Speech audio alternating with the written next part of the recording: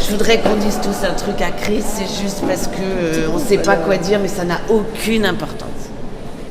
Qu'est-ce qu'on se souvient de quoi? On se souvient de tas de bonnes choses, mais la première qui vous vient à l'esprit avec Chris, c'est quoi?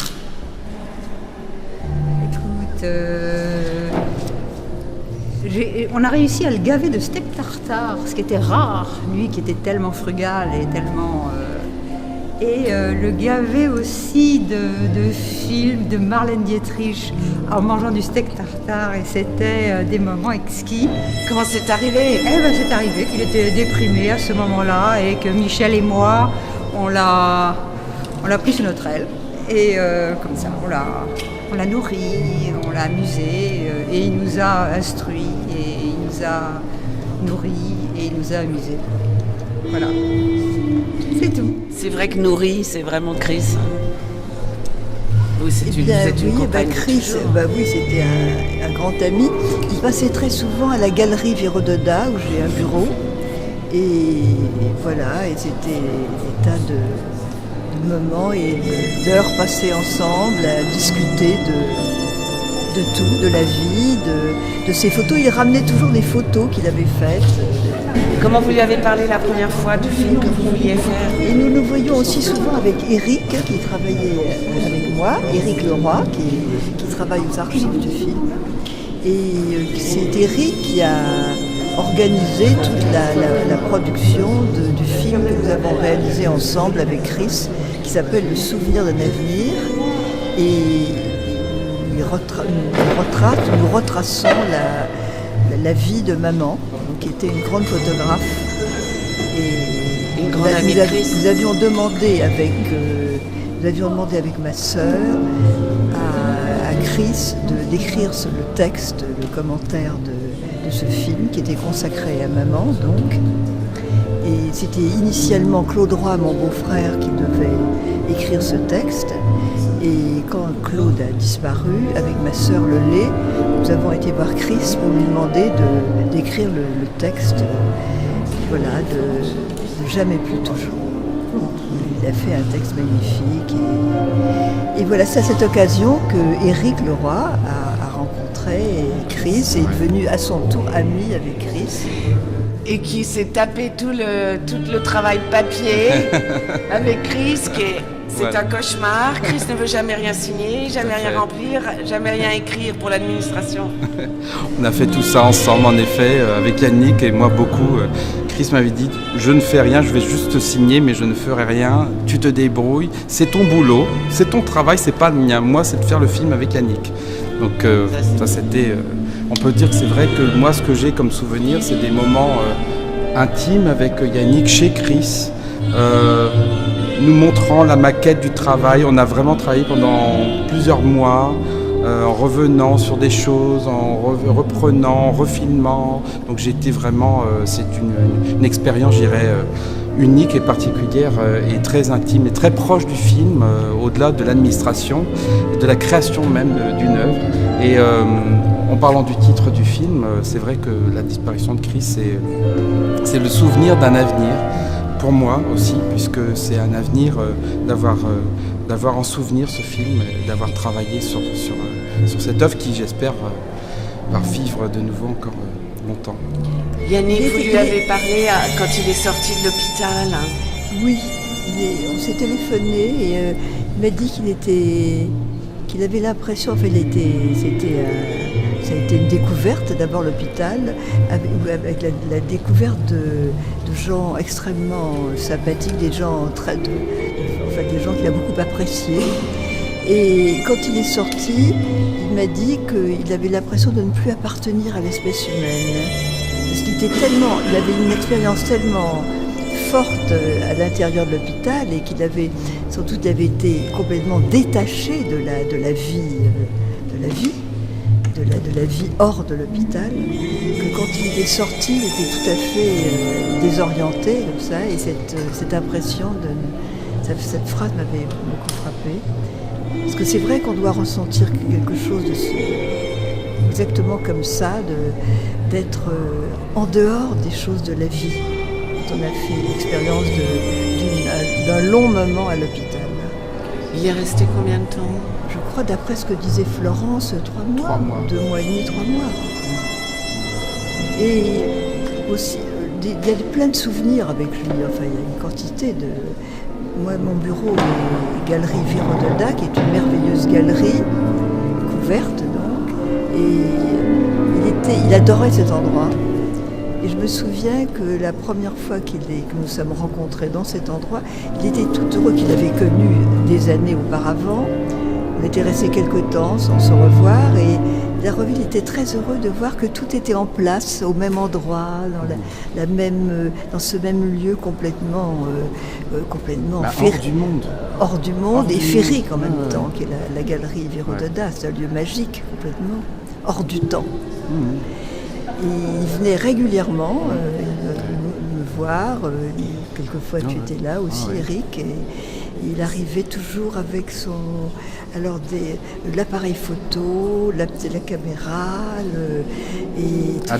habillé comme un voyageur, avec des chaussures de militaire, des blousons et des poches partout, comme s'il partait au Groenland ou alors à l'Himalaya ou on ne sait pas où. Encore, c'est vrai, il venait Galerie Virodolda. Il nous racontait tout ce qu'il avait fait, enfin, les derniers souvenirs, ses dernières expériences de photos. Enfin, tout ça était toujours... Enfin, il y avait toujours tout comme ça, ces jolies rencontres avec lui. Mais il me disait toujours aussi qu'il avait l'impression... Il n'avait jamais été... Il ne savait pas ce que c'était qu'un home. Il avait toujours l'impression il avait toujours été de passage. Je devais te le dire aussi à toi, ça. C'est vrai. Béatrice. C'est vrai. Et cette impression comme ça d'être de passage.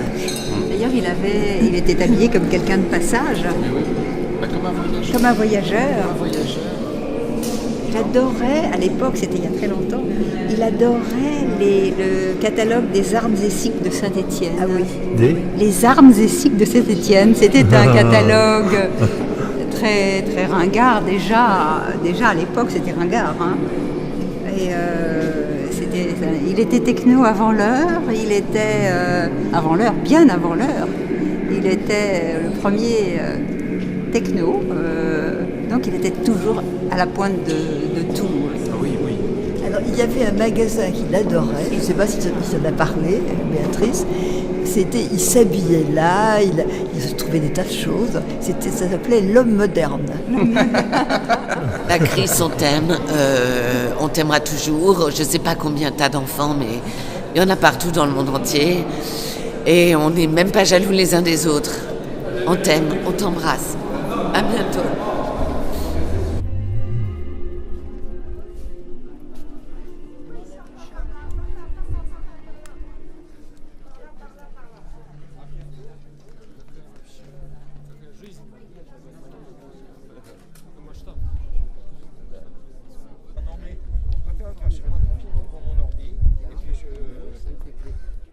En pantalon militaire ou en... Ah oui, non, mais enfin, moi, son blouson, moi j'adorais quand il en jogging.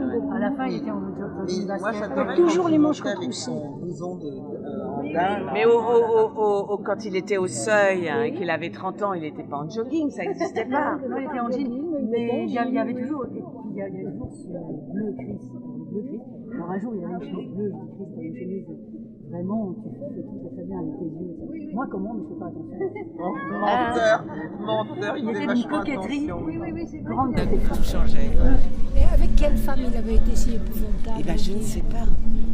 Oh, je crois qu'il a été épouvantable avec plein de femmes, moi je pense. Tu crois? Ah ouais, moi je suis très contente d'avoir été D'avoir une pas amie. été la femme, ouais. Non, je suis très contente. Je crois qu'il pouvait être... Il faudrait qu'on demande à Catherine, parce qu'il était évidemment éperdument amoureux de Catherine. Absolument, amoureux de Catherine. Et ça, je l'ai uniquement compris quand il m'a parlé de René, en me disant c'est évident que René était... On sait toujours, parce qu'on parlait de comment s'appelle cette femme qui est dans Marianne Bad.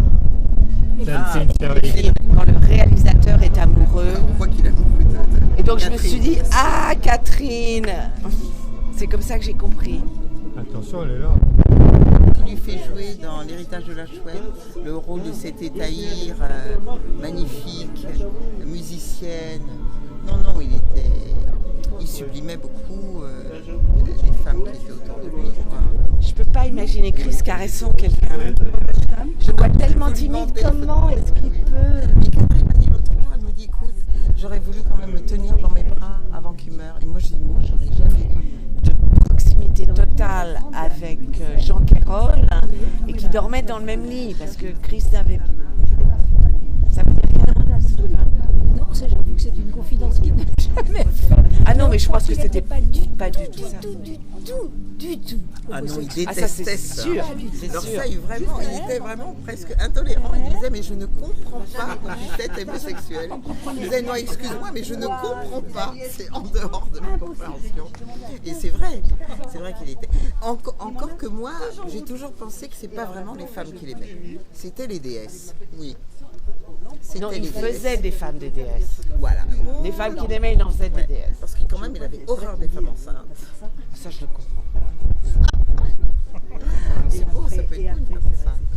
J'ai jamais compris. Voilà. Mais quand même, il était très proche des déesses quand même. Avec ses femmes aux yeux clos comme ça. Mais j'ai relu 15 fois chaque email que je lui envoyais. Oh là là, Ah oui, c'était moi aussi, terrible, je ça. tremblais. Vous loupez pas. Je tremblais d'avoir laissé une faute d'orthographe en lui Tu rendant loupais le pas, hein. bout de grammaire. C'était de grammaire. Il m'en a laissé des boîtes au montage. Hein. Il a quand même passé 6 mois à monter ça chez moi. Il m'en a laissé des boîtes, c'est pas complet. Sur l'héritage de la chouette. Oui, Oh, c'est génial. y compris l'ancienne version d'Yves Fond de l'air et rouge. Mais En 4 bobines. Non, mais c'est Audi, il y a 2 petits bouts que j'aimerais bien avoir en copie. Je sais pas, moi. Je te dirai lesquels. D'accord. Mais tu. magnifique. Voilà. Et il a été bien au-delà de la vidéo. Oui, Ce seconde-là, oui, c'est mais quand non, mais même- c'est le seul qui ait fait des chefs-d'œuvre en VHS. Absolument. Citez-moi quelqu'un d'autre qui oserait faire un film en VHS et faire un chef-d'œuvre. Quel extraordinaire. Ça Qu'est-ce n'existe qu'il a pas. fait en VHS? Le chat. Le chat. Chat perché. Chat perché. C'est de la mauvaise VHS, de mauvaise qualité. Et c'est un chef-d'œuvre. Mais qui aurait osé faire ça? Quand il m'a envoyé son truc là, Tu avais écrit, pour le commentaire des statues meurent aussi, quand les hommes sont morts, ils entrent dans l'histoire. Quand les statues sont mortes, elles entrent dans l'art. Cette botanique de la mort, c'est ce que nous appelons la culture. Et encore, un objet est mort quand le regard vivant qui se posait sur lui a disparu. Et quand nous aurons disparu, nos objets iront là où nous envoyons ceux des nègres, au musée. Et nos images, où iront-elles ?